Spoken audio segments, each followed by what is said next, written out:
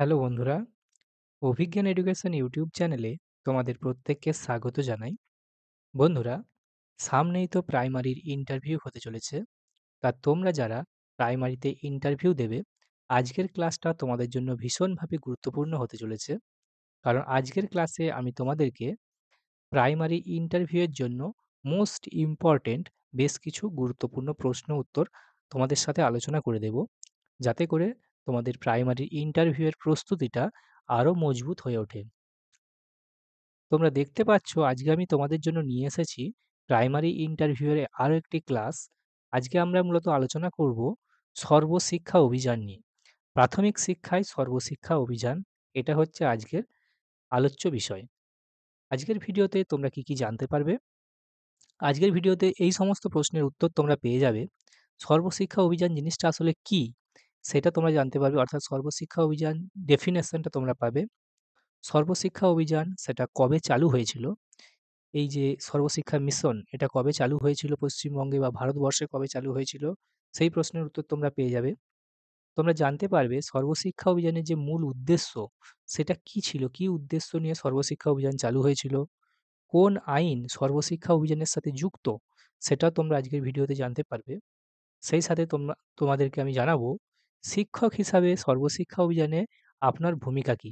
এই যে প্রশ্নটা, এটা কিন্তু ইন্টারভিউতে আসার একটা প্রবল সম্ভাবনা রয়েছে যে সর্বশিক্ষা অভিযানে শিক্ষক হিসেবে আপনি কি ভূমিকা পালন করবেন? বা শিক্ষক হিসেবে আপনার কর্তব্য কি? তা এই প্রশ্নের উত্তর কিন্তু তোমরা আজকের ভিডিওতে পেয়ে যাবে। এবং শেষে তোমরা জানতে পারবে যে সর্বশিক্ষা অভিযান অর্থাৎ এসএসএ এবং RTE, right two education act, অর্থাৎ সর্বশিক্ষা অভিযান এবং যে রাইট টু এডুকেশন অ্যাক্ট, এদের মধ্যে যে সম্পর্ক রয়েছে, সেই সম্পর্কটা কি? সেটা তোমরা আজকের ভিডিওতে জানতে পারবে। তো বুঝতেই পারছো আজকের ক্লাসটা কিন্তু তোমাদের জন্য ভীষণভাবে গুরুত্বপূর্ণ হতে চলেছে। কাজেই ক্লাসটা তোমরা ১ম থেকে দেখো, তাহলে সমস্ত প্রশ্নের উত্তর তোমরা পেয়ে যাবে। আমি তোমাদের সাথে রয়েছি Joydeb sir, assistant teacher under the government of West Bengal. তো আমি নিজে টেট ২০১৭, ২০২২ এবং ২০২৩ কোয়ালিফাইড। আমি নিজে লাস্ট যে নিয়োগ হলো ২০২২ এর, এই নিয়োগেতে আমি ১০ এর মধ্যে 9.7 স্কোর করেছিলাম। এই সমস্ত কনটেন্টগুলো পড়াশোনা করেই যেগুলো আমি তোমাদের সাথে শেয়ার করছি, তোমরা এই সমস্ত কনটেন্ট দেখো, তোমাদের অনেকটা উপকার হবে। তো যেটা ১ম প্রশ্ন ছিল যে সর্বশিক্ষা অভিযান জিনিসটা আসলে কি? তো এই প্রশ্নের উত্তরে তোমরা এইভাবে বিষয়টাকে রিপ্রেজেন্ট করতে পারো যে, স্যার সর্বশিক্ষা অভিযান বা এসএসএ সেটা হলো ভারত সরকারের একটা জাতীয় কর্মসূচি, অর্থাৎ ন্যাশনাল কর্মসূচি। মানে এটা পুরো ভারতবর্ষব্যাপী এটা লাগু হয়েছিল। যার মাধ্যমে কি উদ্যোগ নেওয়া হয়েছিল? যে ৬ থেকে ১৪ বছর বয়সী সকল শিশুকে বিনামূল্যে এবং বাধ্যতামূলক প্রাথমিক শিক্ষা প্রদান করা হবে। তো এই উদ্দেশ্য নিয়েই এই স্কিমটা চালু করা হয়েছিল। এই যে বয়সটা রেঞ্জটা দিয়েছে না ৬ থেকে ১৪ বছর, এই কথাটা কিন্তু তোমরা অবশ্যই বলবে ইন্টারভিউতে। ৬ থেকে ১৪ বছর বয়স পর্যন্ত, অর্থাৎ একদম প্রি প্রাইমারি থেকে একদম আপ টু ক্লাস 8 পর্যন্ত যে প্রাথমিক শিক্ষা, সেটাকে বিনামূল্যে এবং বাধ্যতামূলক করার উদ্যোগ নিয়ে সর্বশিক্ষা অভিযানটা চালু করা হয়েছিল।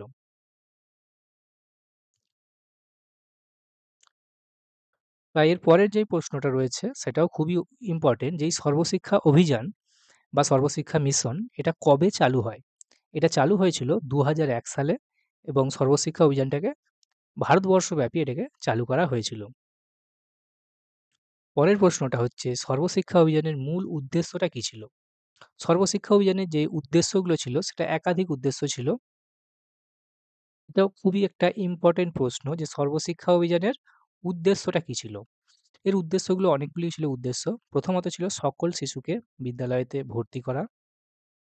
স্কুল ছুট চিটু স্কুল ছুট যে সমস্ত ছেলেমেয়ে রয়েছে তাদেরকে পুনরায় বিদ্যালয়তে ফিরিয়ে আনা এবং শিক্ষার গুণগত মান বাড়ানো এবং শিক্ষার সার্বজনীনতা নিশ্চিত করা। এই ৪ টে পয়েন্ট যদি তোমরা বলে দাও, ইন্টারভিউয়ার বুঝে যাবে যে তুমি সর্বশিক্ষা অভিযান সম্পর্কে তুমি অবগত রয়েছো।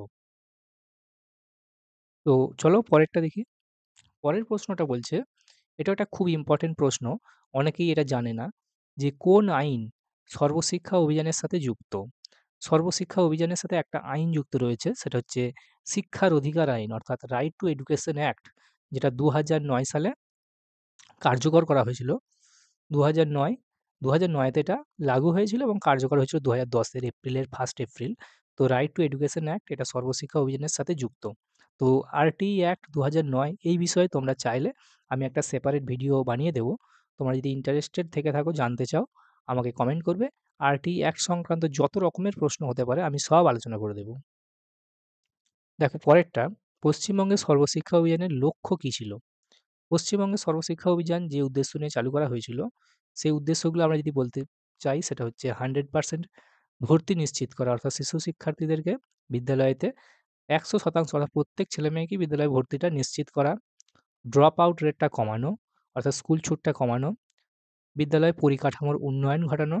শিক্ষকদের সংখ্যা বৃদ্ধি অর্থাৎ শিক্ষক নিয়োগ এবং শিক্ষা সামগ্রী বিতরণ অর্থাৎ যে টিএলএম সরবরাহটাকে বাড়ানো। শিক্ষক বৃদ্ধি, সংখ্যা বৃদ্ধি অর্থাৎ শিক্ষকদের নিয়োগটা বাড়ানো। ওই পিটিআর রেশিও মেইনটেইন করে এবং 100% ছেলেমেয়েকে বিদ্যালয়ে ভর্তি করা এবং ড্রপ আউটটা কমানো। তো এইগুলিই ছিল পশ্চিমবঙ্গের সর্বশিক্ষা অভিযানের লক্ষ্য। পরেরটা হচ্ছে সর্বশিক্ষা অভিযানের প্রধান বৈশিষ্ট্য কী? ফিচার যেটা বলি, যে বৈশিষ্ট্য ছিল কী, কী? অর্থাৎ তাদেরকে বিনামূল্যে বইপত্র দেওয়া, এটা ছিল একটা সর্বশিক্ষা অভিযানের বৈশিষ্ট্য। বইপত্র এবং খাতা দেওয়া হয়েছিল, যেটা এখনো চলে। তো মিড ডে মিল প্রদান করা, বিদ্যালয়তে মিড ডে মিল, ছাত্রছাত্রীদের স্কুলের ইউনিফর্ম দেওয়া এবং প্রশিক্ষিত শিক্ষক নিয়োগ এবং বিদ্যালয়ের পরিকাঠামোর উন্নয়ন ঘটানো। এই সমস্ত ছিল সর্বশিক্ষা অভিযানের বৈশিষ্ট্য। অর্থাৎ এই বিষয়গুলো সবই সর্বশিক্ষা অভিযানের মধ্যে অন্তর্ভুক্ত ছিল। পরেরটা, শিক্ষক হিসাবে সর্বশিক্ষা অভিযানে আপনার ভূমিকা কী? That is the most important প্রশ্ন। তো তোমরা অনেকেই কিন্তু এর উত্তরটা জানো, অনেকেই জানো না। তো তোমরা যারা জানো না, সেটা আমি তোমাদের বলে দিচ্ছি। খুব গুছিয়ে উত্তরটা দিতে হবে এবং সংক্ষেপে দিতে হবে। খুব লম্বা করা চলবে না। সেটা হচ্ছে, শিক্ষক হিসাবে আমি প্রত্যন্ত এলাকার যে সমস্ত শিক্ষার্থীরা রয়েছে তাদেরকে স্কুলে আনবো, স্কুলে আনার ব্যবস্থা করব, তাদের নিয়মিত উপস্থিতিটাকে নিশ্চিত করব এবং ড্রপ আউট রোধে সচেতনতা গড়ে তুলব। এইটি হবে, এই যে ৩টে পয়েন্ট, এই ৩টি পয়েন্ট হচ্ছে সর্বশিক্ষা অভিযানেতে শিক্ষক হিসেবে আপনার ভূমিকা। এই ৩টে পয়েন্ট যদি তোমরা বলতে পারো, ইন্টারভিউয়ার বুঝে যাবে যে তুমি সর্বশিক্ষা অভিযান সম্পর্কে অবগত রয়েছো। শিক্ষার্থীদের স্কুলে আনা মানে ভর্তিটা বাড়ানো, নিয়মিত উপস্থিতিটাকে নিশ্চিত করা এবং ড্রপ আউটটা কমানোর জন্য সচেতনতা গড়ে তোলা। দেখো পরেরটা, এসএসএ অর্থাৎ সর্বশিক্ষা অভিযান এবং RTE right two education act, এর মধ্যে একটা সম্পর্ক রয়েছে। এই দুটোর মধ্যে কি সম্পর্ক রয়েছে? এর উত্তরটা হলো, এসএসএ অর্থাৎ সর্বশিক্ষা অভিযান সেটা হলো কার্যকরী একটা প্রকল্প এবং আরটিই এটা হলো আইনগত ভিত্তি। সর্বশিক্ষা অভিযান হলো একটা কার্যকরী প্রকল্প এবং আরটিই অ্যাক্ট হলো আইনগত ভিত্তি, যা শিক্ষার অধিকারটাকে নিশ্চিত করে। জাস্ট সংক্ষেপে এবং গুছিয়ে বলতে হবে এটাকে, তাহলেই অ্যান্সার অ্যাকিউরেট হয়ে যাবে। তাহলে বোঝা গেল এসএসএ এবং আরটিই অ্যাক্টের মধ্যে যে সম্পর্কটা রয়েছে। দেখো পরেরটাও একটা সর্বশিক্ষা অভিযানেরই প্রশ্ন। সেটা হচ্ছে সর্বশিক্ষা অভিযানেতে রাজ্য সরকারের ভূমিকা কী?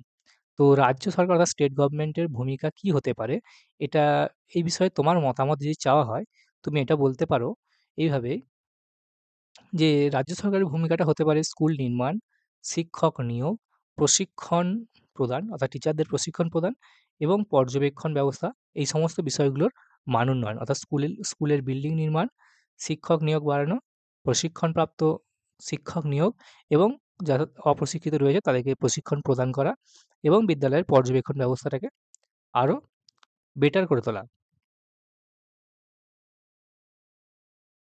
আজকের ইন্টারভিউ ক্লাসটা তোমাদের যদি ভালো লেগে থাকে, তোমরা অবশ্যই ভিডিওটাকে একটা লাইক করে দাও এবং বন্ধুদের সাথে বেশি, বেশি করে শেয়ার করো। এই ধরনেরই প্রাইমারির ইন্টারভিউয়ের প্রিপারেশন রিলেটেড আরও ভিডিও পেতে আমাদের চ্যানেল অভিজ্ঞান এডুকেশনকে তোমরা সাবস্ক্রাইব করে নাও।